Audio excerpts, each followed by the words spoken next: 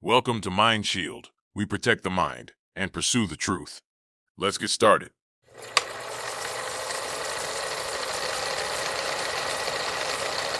Feeling like you're losing control of your digital life, like you're constantly on defense? Well, this explainer is for you. We're going to walk through some really practical, powerful steps you can take right now to build your own digital fortress and get back your peace of mind. So let's just dive right in. I love this quote because it gets right to the heart of our strategy. It's so tempting to focus all your energy on what's happening out there, right? But the most powerful first step you can take is to secure your own stuff. You've got to patch the leaks before you can figure out where they came from. So here's our promise for today. We're going to give you a playbook that shrinks the number of ways you can be targeted online.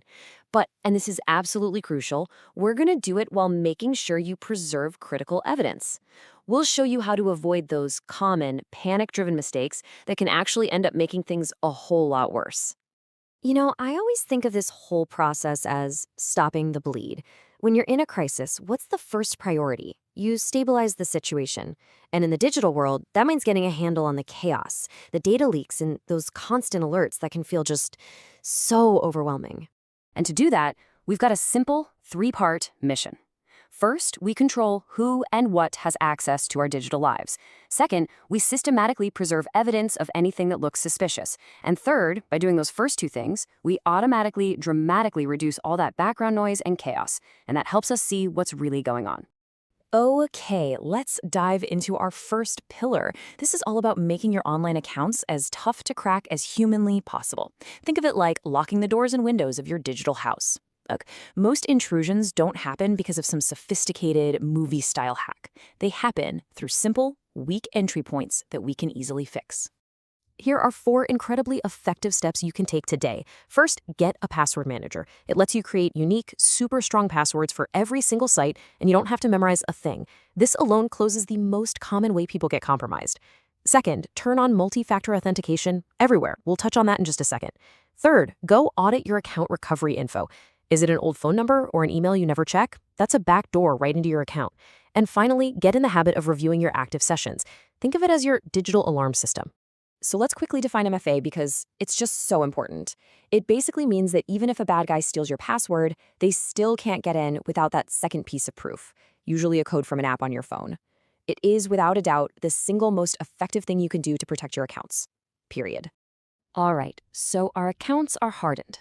Let's move to our second pillar, fortifying your boundaries. This one is less about the tech and way more about your behavior. It's about consciously deciding what information you share and who you share it with. This slide just nails the shift in mindset we're talking about. On the left, we're feeding the machine, right? We're oversharing on social media, narrating every detail. Every little bit of that can be weaponized. On the right, we starve the machine. You go private. You stop the public play-by-play. You share info only with a small, trusted circle on a need-to-know basis. A really great place to start is just going through your phone's app permissions. Does that game really need access to your location and your contacts? Probably not. Revoke it. Now, when you feel like you're being targeted, there's this really powerful, totally understandable impulse to just burn it all down, to wipe your phone, delete all your accounts, just start completely fresh. It feels like taking back control, doesn't it? And I need you to hear this. Don't do it. Wiping your devices can actually be a form of self-sabotage. You might be destroying the very evidence, the logs, the malware, the weird network activity that could prove what's been happening to you. And that brings us to our third and honestly most crucial pillar, the protocol for creating a solid evidence log. This isn't just about jotting down some notes. It's about building a credible, systematic record. And a fantastic way to put this into practice is with something we call the two-device strategy. I want you to start thinking of this as your new superpower. With the two-device strategy, your daily phone and computer, they stay normal. You use them for everyday life. But you set aside a second, clean device, a cheap laptop, an old phone, whatever, that is used only for documenting evidence. This device stays offline as much as possible. That prevents contamination and keeps your logs separate and secure. This one move transforms you from being a passive victim into an active investigator, building a real case file. The process really breaks down into 4 simple steps. First, capture it. That means taking screenshots, exporting original emails, or any kind of log files. Second, document it. For every single item, you're going to note the exact date, time, and context. Third, preserve it. This is so important. Never, ever work with your original files. Make a copy and work from that copy. Keep the original pure. And fourth, back it up. Store copies in multiple secure places. Think an offline hard drive and a totally separate, clean cloud account. So why are we being so methodical about all this? Well, it all comes down to a legal concept called chain of custody. It's basically the documented trail that proves your evidence is the real deal and hasn't been tampered with. If your case ever needs to go to law enforcement or court, this is absolutely non-negotiable.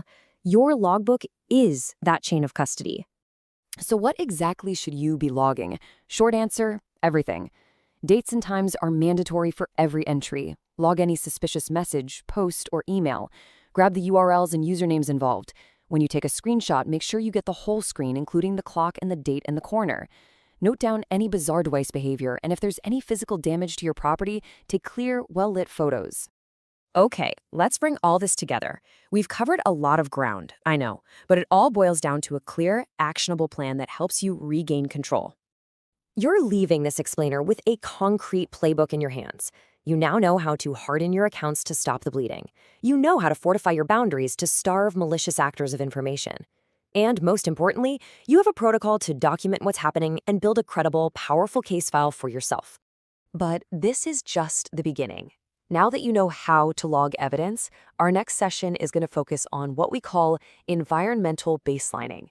We'll show you how to scientifically map out what normal looks like for your digital and physical environment, so you have an undeniable baseline to prove when something is genuinely wrong. Stay safe and stay vigilant.